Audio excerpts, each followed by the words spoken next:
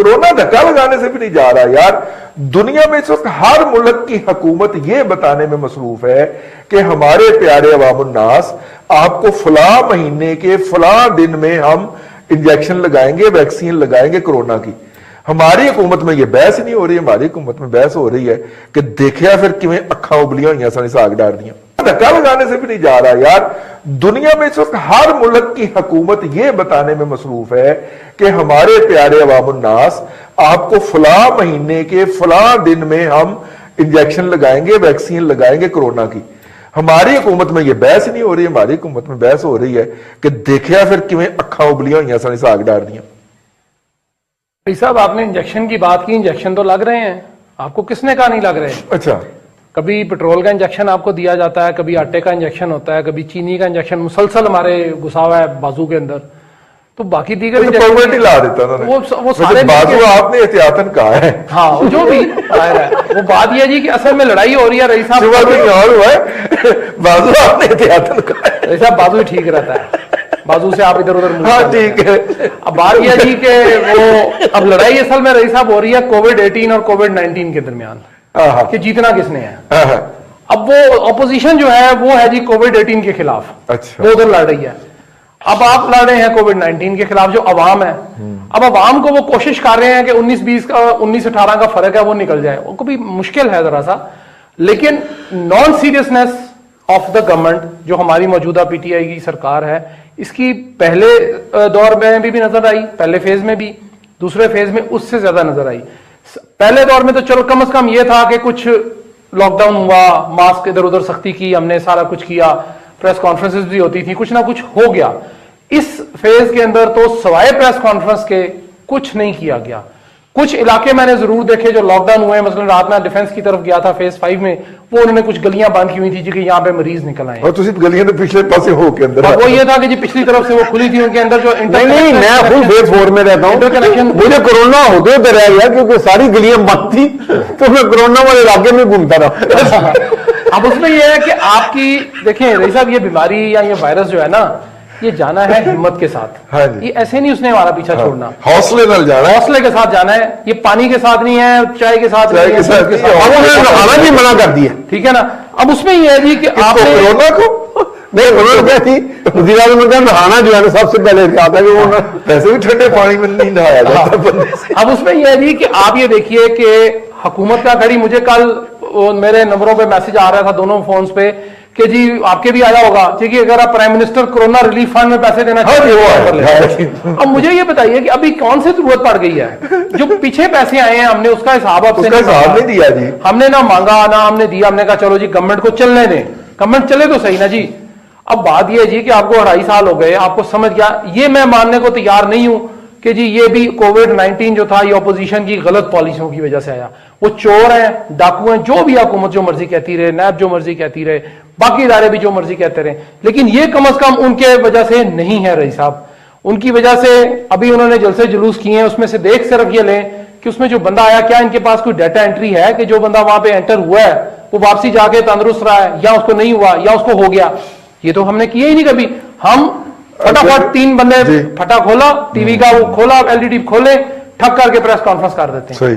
अल्लाह के बंदों कोई डाटा तो ले लो यार। बिल्कुल ठीक है। हमारे दुनिया पूरी में क्या ट्रेंड चल रहा है, ठीक, हमारे एशिया में क्या ट्रेंड है, और साउथ ईस्ट एशिया जिधर हम बैठे हैं साउथ एशिया में उसमें क्या ट्रेंड है, हमारे हमसाया ममालिक में क्या ट्रेंड है।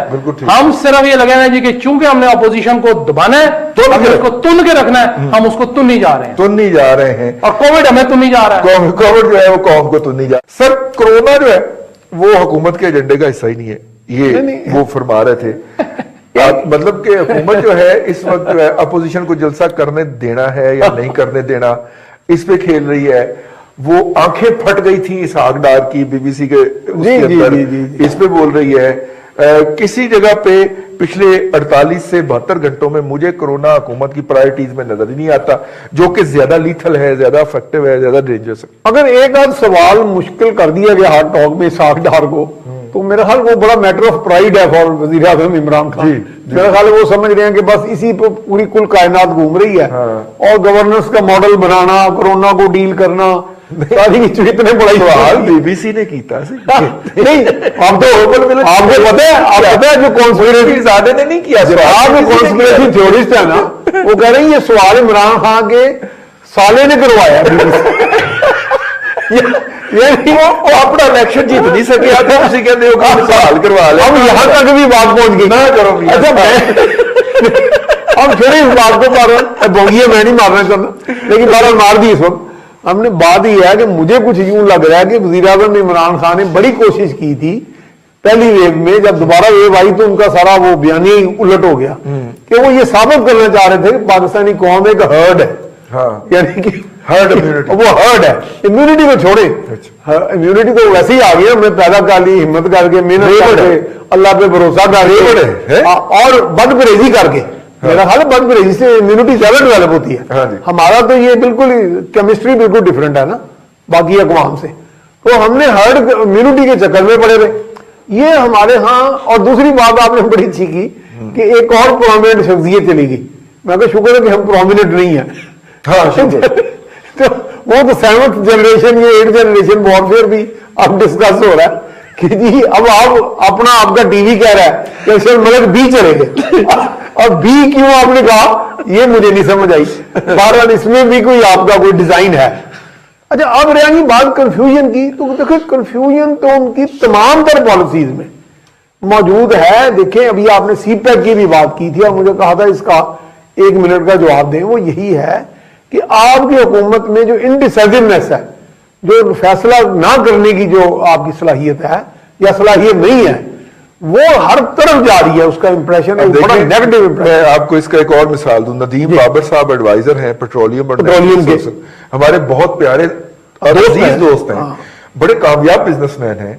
लेकिन शाहजेब खानजादा कहता है कि जो मुख्तलिफ 150 साल में इन्होंने डिलेज किए, अजीब बात, अपॉर्चुनिटीज मौजूद थी, बुकिंग किया और कतर से लड़ाई की है। कतर से सस्ती एलएनजी की बजाय महंगी फर्नेस ऑयल के ऊपर बिजली बना के, और इल्जाम शायद खाकान आबादी और आप पे और मेरी जेब पे डकैती डाली है, उसका वॉल्यूम 122 अरब बनता है। अब उसके खिलाफ प्रेस कॉन्फ्रेंस करनी थी नदीम बाबर साहब ने और उमर अयूब साहब ने, और दोनों आप 5 मिनट पहले भाग लिए। मैं गायब हो गए। मिसाल तारीख के औराक में से आपको दूंगा। हम बात करते हैं ये शेरशाह सूरी ने जर्नैली सड़क बनाई। आहो, शेरशाह सूरी इंजीनियर नहीं था, वो एक एडमिनिस्ट्रेटर था। यहाँ एडमिनिस्ट्रेशन ही का फुकदान है। नहीं सर, उसके पास बंदूक थी, एडमिनिस्ट्रेटिव एबिलिटी का फुकदान। चाहता टॉल का ठेका भी अपने पास रख लेता, बंदूक उसके पास। हमारे पास बंदूकें नहीं है, तोपे नहीं है, लेकिन उसका इस्तेमाल तो सही करें। कम से कम एडमिनिस्ट्रेटिव एबिलिटी होगी तो फिर आप कोई काम लेंगे ना। आप में तो इंसाइट ही नहीं है चीजों की, आप आगे दावे कर देते हैं। इसमें देखें सीपैक में भी हमारा नुकसान क्यों हुआ। सीपैक में भी आपने यही तासर दिया कि ये तो ब्रेन चाइल्ड है जी नवाज शरीफ का, या माजी में जैसे हमारे जरदारी साहब क्लेम करते हैं, इसे गवर्नमेंट तो उसको ओन ही नहीं करती। सही। तो गवर्नमेंट का जब इतना गैर जिम्मेदाराना बिहेवियर होगा तो उससे दूसरी रियासतें, भले वो हमारा दोस्त चीन ही हो, वो यही समझते हैं कि ये लोग आए ही स्पॉइलर के तौर पे, ये कोई ये संजीदा काम नहीं करना चाहते। They don't mean business. Pakistan में जो भी प्रधानमंत्री होता है वो सिर्फ नाम का होता है। कंट्रोल हमेशा ही वहाँ की जो फौज है उसके पास होता है। पाकिस्तान में कभी भी ऐसा नहीं हुआ है कि वहाँ की जो इलेक्टेड गवर्नमेंट हो, यानी जो चुनी हुई सरकार हो, वो वहाँ की फ़ौज पर हावी हो पाई हो। पाकिस्तान में हमेशा ही नियंत्रण वहाँ की फ़ौज के हाथों में होता है, और ये बात कई मौक़ों पर साफ तौर पर दिखाई भी पड़ती है।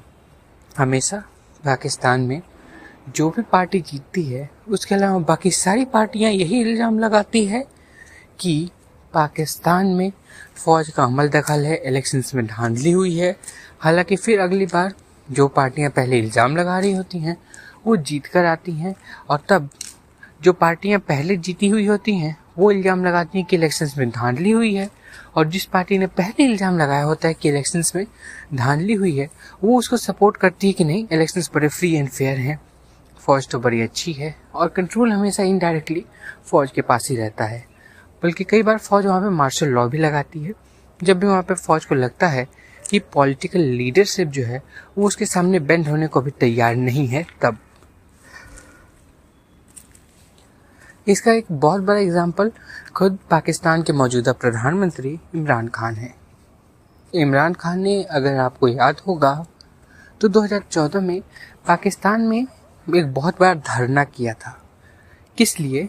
उन्होंने धरना इसलिए किया था क्योंकि उन्होंने इल्ज़ाम में लगाया था कि नवाज शरीफ को जिताने में पाकिस्तानी फ़ौज ने धांधली की है और पाकिस्तानी फ़ौज को उन्होंने बहुत बुरा भला कहा था। लेकिन वही इमरान खान 2018 में फ़ौज के फेवरेट हो गए।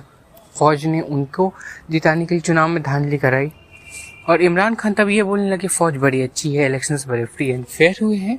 और जो नवाज शरीफ की पार्टी थी वो ये कहने लगे कि जी इलेक्शंस में धांधली हुई है। और आजकल तो नवाज शरीफ खुले तौर पर वहाँ की फ़ौज को अटैक कर रहे हैं क्योंकि उनको एक क्लियर अपॉर्चुनिटी दिख रही है इमरान खान की वजह से और वहाँ पर जो फ़ौज की वजह से जो एक मिसमैनेजमेंट हुई है, जो पाकिस्तान की पूरी इकॉनमी बर्बाद हो गई है और लोग बेरोजगार हो गए हैं। ऐसी स्थिति में जो नवाज शरीफ हैं उनको एक वैक्यूम दिखाई पड़ता है। लोगों का गुस्सा उनको साफ तौर पे नज़र आ रहा है कि लोग गुस्से में हैं। मौका बिल्कुल सही है, लोहा गर्म है, हथौड़ा मार दो। और इसी मौके का फ़ायदा उठा के वो पाकिस्तान की राजनीति से वहाँ पर फ़ौज को ही बेदखल करने के मूड में दिख रहे हैं या किसी प्रकार से अपने लिए पॉलिटिकल स्पेस गेन करना चाह रहे हैं, चाहे उसके लिए वो फ़ौज को एक कुछ टाइम के लिए साइडलाइन ही करना चाहें, जिस प्रकार से मुशर्रफ के साथ हुआ था। हालांकि मुशर्रफ ने तब मार्शल लॉ लगाया था, लेकिन फिर भी मुशर्रफ को हटना पड़ा था क्योंकि पॉलिटिकल प्रेशर जो था वो काफ़ी बिल्डअप हुआ था। कुछ इसी प्रकार बाकी पार्टियां भी करने की कोशिश कर रही हैं, लेकिन वो कितनी कामयाब होंगी ये अभी कह नहीं सकते। हालांकि इतिहास की अगर बात करें तो 1971 में भी जब इस प्रकार की स्थितियां पैदा हुई थी तब पाकिस्तान दो हिस्सों में विभाजित हो गया था। एक बांग्लादेश है और एक आज जो पाकिस्तान है वो। बांग्लादेश इस बात पे विभाजित हुआ था क्योंकि बांग्लादेश से शेख मुजीबुर रहमान जीत गए थे और उनके पास बहुमत था कि वो सरकार बनाए, लेकिन उस समय पाकिस्तानी फौज जो थी उसने उनको सरकार नहीं बनाने दी। इसलिए नहीं बनाने दी क्योंकि अगर वो सरकार बना लेते तो बहुतों को बहुत बड़ा नुकसान होता, क्योंकि उस समय जो भी पाकिस्तान है जिसे कि पश्चिमी पाकिस्तान कहते थे, वो ज़्यादा फ़ायदे उठाता था और पूर्वी पाकिस्तान को बहुत नुकसान होता था। तो ऐसे में अगर वो जीत जाए, उनको अगर सत्ता मिल जाती तो वो सब कुछ पूर्वी पाकिस्तान की ओर लेके चल जाते। खास तौर पर जो फौज का कंट्रोल है और जो उनकी राजधानी है उसको इसी बात का डर था कि उस समय फौज ने क्रैकडाउन किया, उनको पावर नहीं लेने दी और उसका नतीजा बांग्लादेश के रूप में सामने आया। और अब वहाँ पर यही चीज़ दोहराता हुआ दिख रहा है क्योंकि नवाज शरीफ जो हैं, ऐसा लग रहा है और काफ़ी सारे लोग ये बातें कर रहे हैं कि वो अगले मुजीबुर रहमान हो सकते हैं, क्योंकि यदि पावर शेयरिंग या जो पॉलिटिशियंस होते हैं जिनकी ऑन ग्राउंड पकड़ होती है, अगर उनके साथ फौज एक पावर शेयरिंग एग्रीमेंट में नहीं आती है तो हो सकता है कि एक बार फिर से 1971 जैसे हालात बने और पाकिस्तान विभाजित हो जाए।